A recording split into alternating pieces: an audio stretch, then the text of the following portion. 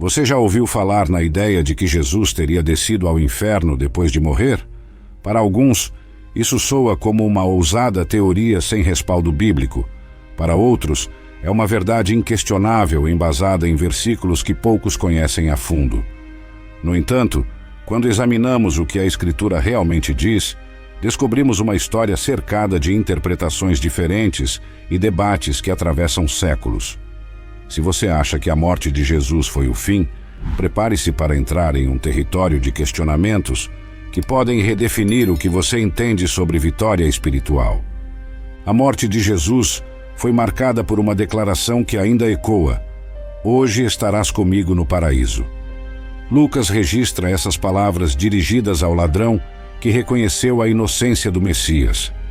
Muitos enxergam nesse versículo a certeza de que, assim que o Filho de Deus entregou o Espírito, ele seguiu para o lugar de repouso destinado aos justos.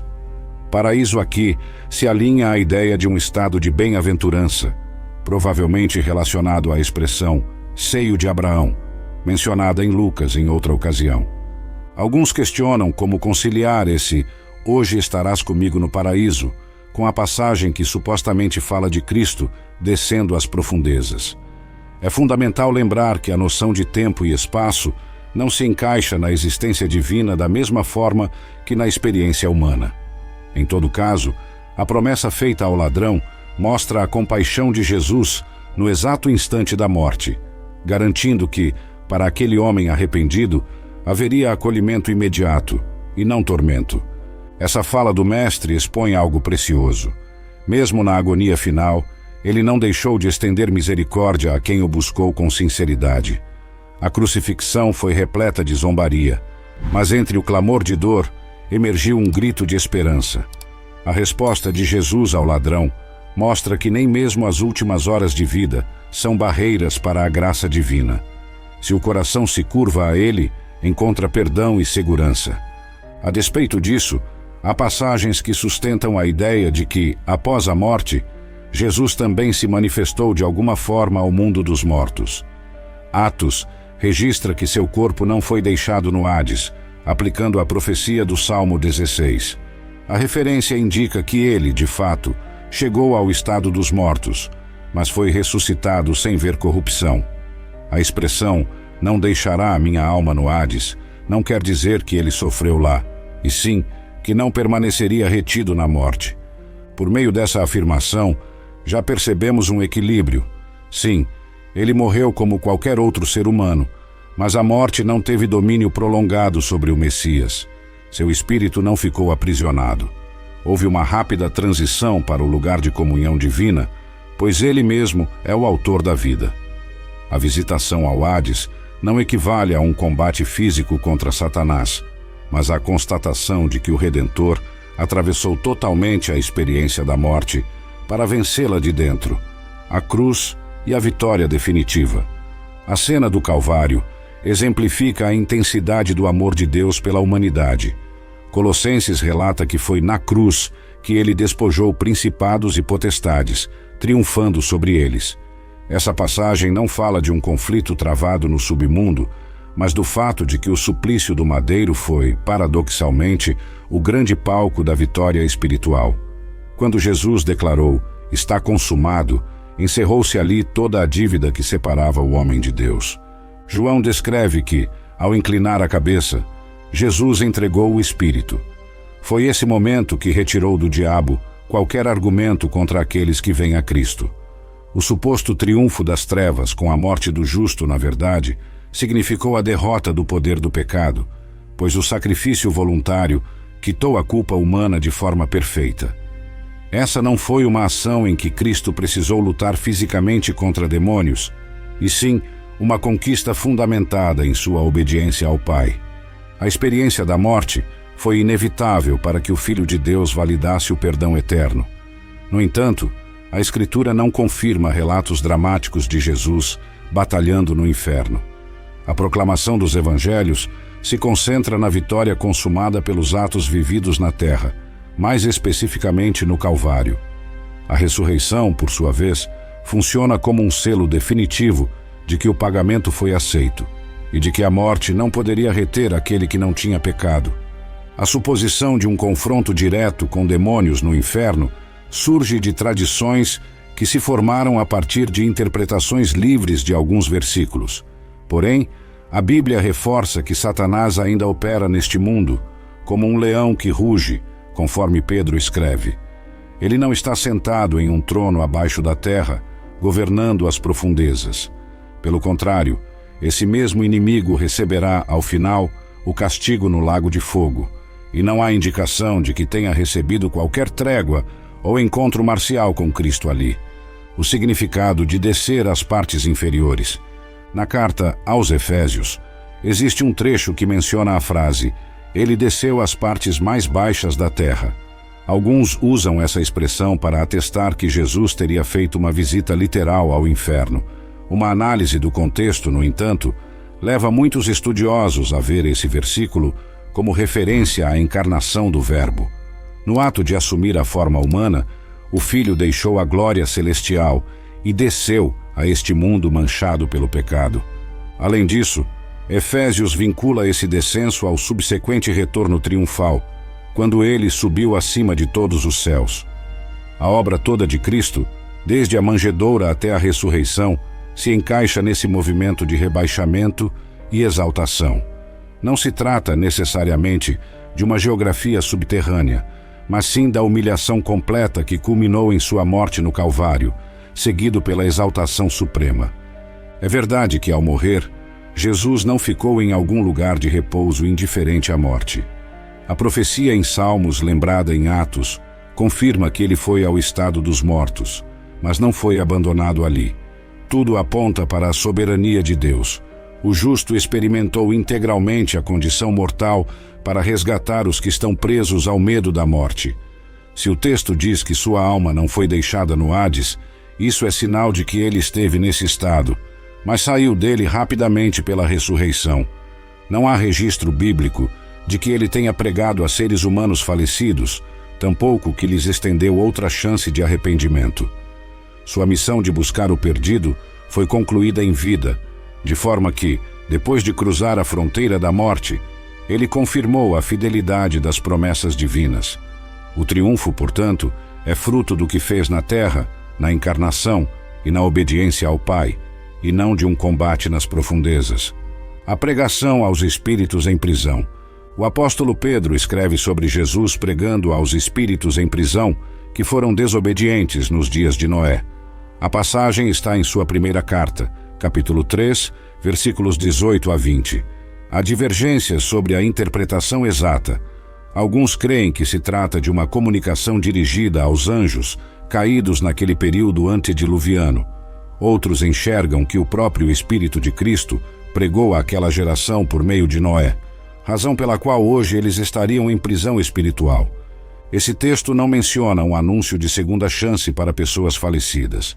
A Bíblia nunca respalda a ideia de alguém receber oportunidade de salvação depois da morte. A pregação apontada por Pedro remete, de modo geral, a uma afirmação de soberania.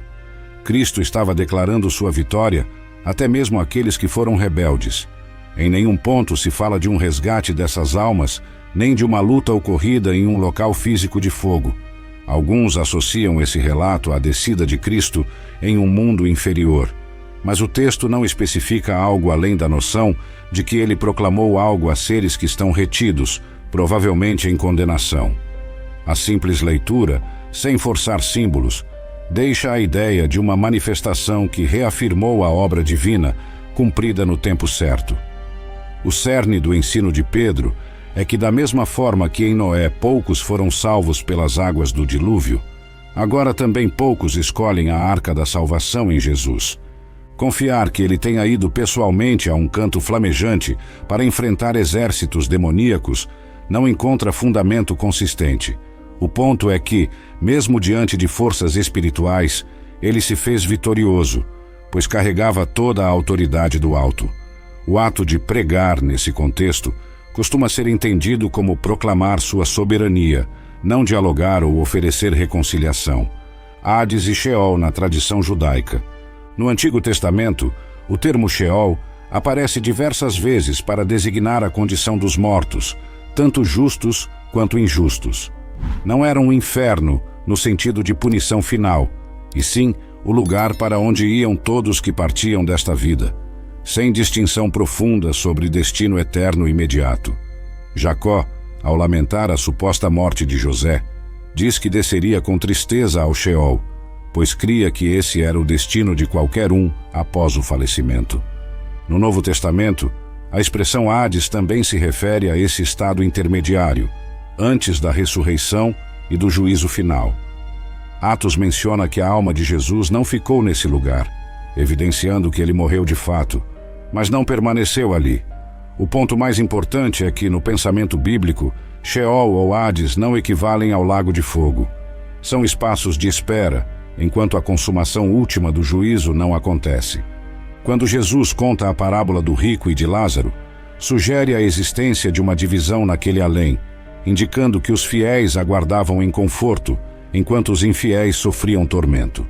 Porém, mesmo nesse caso, não se trata ainda do juízo final. Há um grande abismo separando as duas realidades, mas ambas coexistem como uma espécie de antecâmara do que virá depois. Com isso em mente, dizer que Jesus desceu ao inferno pode levar a interpretações confusas. A Bíblia não descreve uma caminhada de Jesus ao lugar de fogo eterno, e sim que ele foi até a morte, que para aquele tempo se entendia como a porta de entrada no mundo dos mortos, Sheol ou Hades. No terceiro dia, conforme anunciado, ressuscitou, rompendo as correntes que prendem a humanidade ao terror da sepultura. Gina e o Lago de Fogo. Quando a Escritura fala em Gina, associa essa palavra ao Vale de Rinom, próximo a Jerusalém, onde o fogo queimava continuamente. O Messias utilizava essa imagem forte para ilustrar o horror da punição definitiva. A expressão ocorre várias vezes nos Evangelhos, mostrando que esse sofrimento eterno não é brincadeira ou figura de linguagem sem gravidade. Ali, Jesus indica que o pior não é quem mata o corpo, mas o poder que pode destruir corpo e alma nesse fogo que não se apaga. Entretanto, o inferno como Gina não é apresentado como um local momentâneo no qual as pessoas ficam temporariamente. Antes, é o destino derradeiro dos que rejeitam a salvação. O livro de Apocalipse descreve que, no fim, Hades e a própria morte serão lançados no lago de fogo. Esse lago de fogo cumpre a imagem escatológica do juízo eterno. É o lugar onde Satanás, a besta e o falso profeta sofrerão perpetuamente. As passagens bíblicas não sugerem que Jesus esteve ali. Esse juízo final ocorrerá depois da volta de Cristo e do grande trono branco, quando todo o mal será condenado definitivamente. Satanás não comanda esse lugar. Ele também será lançado lá, e não para reinar, mas para ser punido. Por isso, a figura popular do diabo como um tirano governante de um reino inferior conflita com o que a palavra realmente ensina. Toda essa distinção reforça que, embora Jesus tenha experimentado a morte, ele não foi sujeito à agonia da condenação eterna e não se encontrou com Satanás no inferno para batalhas míticas. Seu triunfo, conforme a Bíblia, se deu em dois pontos essenciais e públicos, na cruz e na ressurreição. O mundo invisível apenas testemunhou essa vitória, que não precisou de rounds espetaculares em uma arena de chamas. O tempo da espera e o juízo final. A Bíblia mostra que, ao morrer, cada indivíduo segue para um estado de espera, seja em consolo ou em tormento. Essa condição provisória, porém, não é o veredicto definitivo. Há um grande julgamento ainda a acontecer. Apocalipse descreve o trono branco, perante o qual todos comparecerão. Somente então se cumprirá a sentença eterna, separando aqueles que se aliaram a Cristo dos que o rejeitaram. Hebreus declara que aos homens está ordenado morrer uma só vez, vindo depois o juízo. Isso elimina a hipótese de reencarnação ou de chances extras. Também deixa claro que a morte não é o fim, mas o ponto a partir do qual a pessoa aguarda pelo julgamento. Para os que dormem em Cristo, existe a esperança da ressurreição da vida, e para os que morrem em seus pecados, há a perspectiva da ressurreição de condenação. Não se encontra na Bíblia a noção de purgatório, onde as almas se purificam por um período até se tornarem aptas ao céu. A purificação que a Escritura apresenta depende do sangue de Jesus, que foi derramado na cruz. É aqui, na existência terrena, que decidimos aceitar ou recusar esse sacrifício.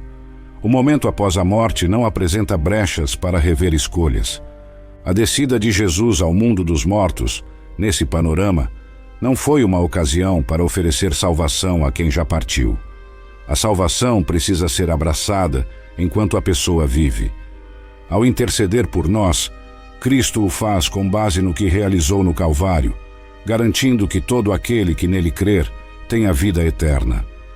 A volta do Filho de Deus ainda ocorrerá, e só então a justiça e o juízo serão plenamente consumados com a destruição de toda forma de mal. A esperança na ressurreição. Se Cristo não continuou preso nas regiões sombrias, é porque a morte não pôde detê-lo. O túmulo vazio é a maior prova da soberania divina. O texto de Atos realça que a morte não reteve aquele que é a própria vida. Ele ressuscitou no terceiro dia, deixando como herança a promessa de que quem se une a ele também triunfará sobre a sepultura. Essa esperança da ressurreição permeia todo o Novo Testamento, motivando os crentes a viver de modo santo e corajoso. Romanos exalta que, se com ele morremos, também com ele viveremos.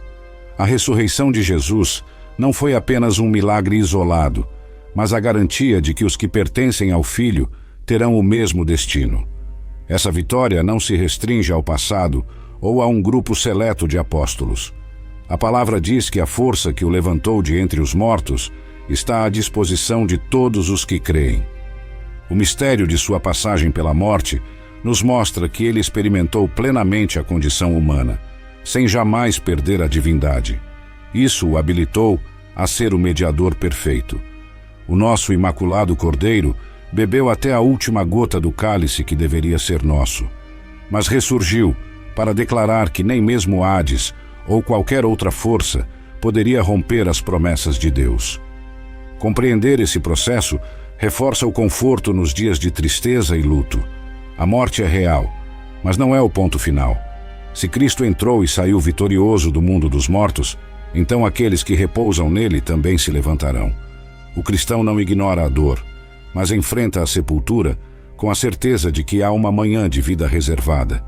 Essa confiança transforma a maneira de enxergar o presente e impulsiona a missão de anunciar o Evangelho. A força do sacrifício e a autoridade sobre a morte. A chave de toda a teologia cristã gira em torno da cruz e do túmulo vazio. Colossenses destaca que ele expôs publicamente as forças malignas. Mas isso não implica uma cena física de luta nas profundezas. Em vez disso, revela que na própria cruz, Deus reverteu o que parecia uma derrota em triunfo. Jesus não precisou iniciar uma guerra dentro do inferno para destronar Satanás. O verdadeiro golpe mortal foi desferido quando o Filho de Deus entregou-se e pagou a pena do pecado no lugar do pecador. Apocalipse retrata o Senhor ressuscitado, declarando que tem as chaves da morte e do Hades. Essa afirmação não descreve uma invasão ao submundo num sentido literal de batalha, mas sim que ele detém como soberano a autoridade suprema sobre o ciclo da vida e da morte. Nenhuma alma sai ou entra sem seu conhecimento. As portas da sepultura não são um território independente ou comandado por outro ser. Não existe espaço fora do alcance do Criador. Para muitos, a ideia de Jesus desceu ao inferno soa como um acontecimento heróico carregado de imagens de embate épico. Contudo, o texto bíblico não segue esse roteiro. Ele aponta a obediência incondicional do Filho até a morte e depois a ressurreição gloriosa, que anulou o poder da sepultura. Se a alma dele não foi deixada no Hades, isso mostra que ele adentrou a morte para vencê-la, não para travar duelos infernais. A boa nova é que essa vitória não ficou restrita a ele. Todos que se achegam a Cristo recebem a mesma graça, pois quem se une ao Rei compartilha de suas conquistas. Com a cruz, tudo o que nos condenava caiu por terra. Com a ressurreição, fomos libertos do medo do fim. A jornada de Jesus, desde a encarnação até seu retorno aos céus, assegura que nem o pecado nem a morte têm a palavra final. Convite à reflexão. A conclusão é que as Escrituras apontam para a morte de Jesus como um evento real, onde ele entrou no Hades, porém não permaneceu ali. Não é correto idealizar um cenário de batalhas corpo a corpo contra demônios no inferno, pois a Bíblia não descreve isso. Os textos que falam em partes mais baixas da terra costumam se referir à encarnação e à condição mortal. A pregação aos espíritos em prisão sugere uma declaração de soberania e não uma segunda chance de salvação. Quando o Evangelho relata a promessa ao ladrão na cruz, enfatiza que Jesus ascendeu ao paraíso, garantindo que sua presença imediata seria ao lado de Deus. Ao terceiro dia, ressurgiu de maneira gloriosa, deixando claro que nenhuma prisão, nem física nem espiritual, poderia contê-lo. A cruz foi a arena onde a culpa humana foi extinta, e a ressurreição, o toque final de vitória. Tudo isso traz implicações diretas para nós. Em primeiro lugar, nos assegura que o poder do pecado não é inquebrável. Cristo já pagou a dívida e oferece perdão. Em segundo lugar, indica que a morte, embora dolorosa, não reina mais absoluta. Cada um que deposita confiança em Jesus partilha da esperança de ressuscitar. Por fim, nos lembra da gravidade de rejeitar essa oferta. O inferno, ou lago de fogo, não é governado por Satanás, mas será o castigo que o aguarda, junto de todos que virarem as costas para a graça. Não se trata de aterrorizar ou impor medo. É um convite a refletir. Se a vitória foi conquistada e está à disposição, por que viver sem essa certeza? Por que insistir em acreditar em especulações que não encontram apoio na palavra, se o que ela afirma é suficiente para gerar fé e arrependimento? A escolha que temos diante de nós é clara: seguir o Filho que triunfou ou permanecer alheios a essa dádiva divina. O caminho para a vida. Para aqueles que se questionam sobre a eternidade, a resposta central da Bíblia é confiar inteiramente em Jesus. Romanos descreve que, se confessarmos com a boca que Ele é o Senhor e crermos em nosso coração que Deus o ressuscitou dentre os mortos, seremos salvos. Esse ato de fé não depende de uma experiência mística ou de peregrinações exóticas. O que o Senhor requisita é um coração sincero e a disposição de abandonar a descrença para abraçar a verdade. A descida de Jesus ao mundo dos mortos, entendida à luz dos textos sagrados, não tem a ver com sofrimento adicional ou duelo físico, mas com o fato de ele ter atravessado completamente a realidade da morte. Desta forma, ele abriu um novo caminho, e cada um pode optar por passar por essa porta. Quem crê, reconhece que nenhuma condenação existe para quem está em Cristo, e que a condenação está reservada para o maligno e para todos os que rejeitarem tão grande salvação. Não há trono demoníaco comandando o além, e não há narrativa de invasão das profundezas em busca de confronto. O que existe é a certeza de que o Cordeiro de Deus, uma vez morto, está vivo pelos séculos dos séculos e detém em suas mãos as chaves da morte. Quando finalmente ele vier em glória, toda injustiça será extinta, e o novo céu e a nova terra trarão à plenitude o plano que o Criador teceu em favor de sua criação. Essa mensagem desafia cada pessoa a sair do lugar de dúvida e se render à soberania do Cristo ressuscitado. Não é preciso temer especulações sobre batalhas em chamas ou prisões espirituais sem saída. Se você se coloca nos braços do Salvador, já não há culpa que persista nem inferno que o ameace. A garantia de vida eterna vem do fato de ele ter vencido a morte por inteiro, sem deixar qualquer brecha para a derrota. A plenitude da obra de Cristo. Aquele que entregou sua vida na cruz não permaneceu subjugado no túmulo. O testemunho dos apóstolos e o clamor da igreja ao longo dos séculos afirmam que ele ressurgiu e vive para sempre. A Bíblia esclarece que, embora tenha ido ao estado dos mortos, Jesus não fez ali uma guerra física para libertar almas. A libertação real ocorreu na cruz, quando ele assumiu nossas faltas e proclamou a quitação. O inferno não é palco de embates cinematográficos, mas o destino final do inimigo e dos que recusam a proposta de salvação. A compreensão bíblica aponta para o sacrifício perfeito de Cristo, consumado diante do Pai e confirmado na ressurreição.